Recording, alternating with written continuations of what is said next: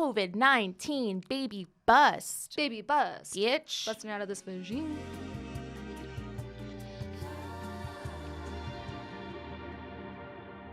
Okay, so the Brookings Institute, which is a nonprofit public policy organization, revisited a report that they published in June about their prediction of the COVID baby bust, opposite of a baby boom. So they revisited it. Oh. Yeah, it's the opposite of a boom. Mm-hmm. We're not going to see more babies in 2021. What? Is it because so many people broke up because they were like, oh my God, I'm spending time with this person and I don't even like them. Sorry to those people.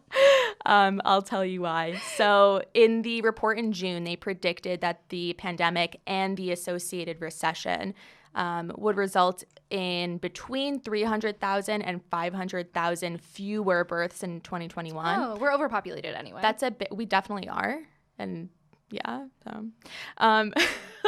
So they conducted an empirical analysis, which is like going over a lot of different studies that have already been published. What they found was that a 1% point increase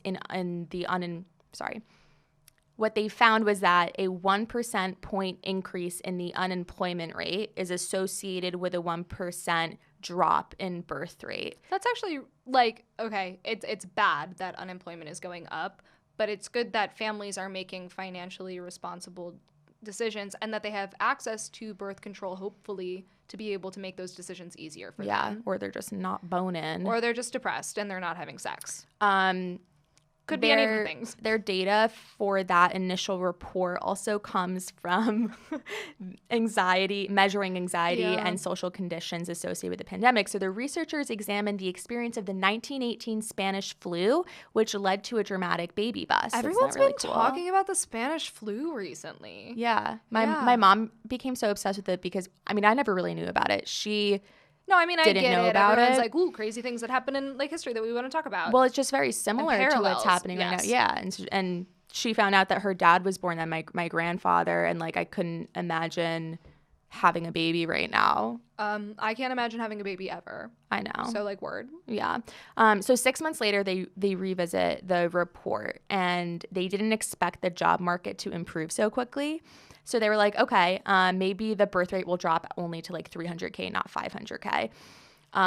But there were other factors that they didn't include in their report model, like school closing and day schools closing. So it could still go up to 500K. Oh, interesting. So then here's like a couple more. Is the idea that if your kids are being homeschooled, you're definitely not trying to fuck? Let me review. Okay. And we'll see. So yeah, review and then get back to me. There's a survey from the Guttmacher Institute. How the fuck do I pronounce that? Go for it. Guttmacher. No, yeah. Whatever. You do what you need to do. I know it's like, whatever. Okay. Showed that 34% of American women have delayed their plans to have a kid, or they decided that the world is falling to shit and decided not to give their kid another sibling. So people have either decided I'm going to have kids later, or like I'm just going to have one kid and that's fine. I'm done. Thank you so much. I see how fragile the economy is and I don't want to be in debt to another child. Yeah, and like seeming that the world is going to not exist soon. No, yeah, it's all going to be up in flames in a couple of years anyway. And then, of course, we have like the Kinsey Institute survey, which shows that adults are just having less sex, especially ones who have little kids and older adults. So like you were saying, if they're at home, the parents aren't really going to be fucking. Right. And then lastly, the most interesting one to me was looking at Google Trend searches. I love Google Trends. And Google Trends. And when they analyzed pregnancy-related search terms like clear blue, ultrasound, and morning sickness, they found that they've all fallen since the pandemic. And authors predict from that a birth reduction of 15%, which is even more than like 500,000 fewer births.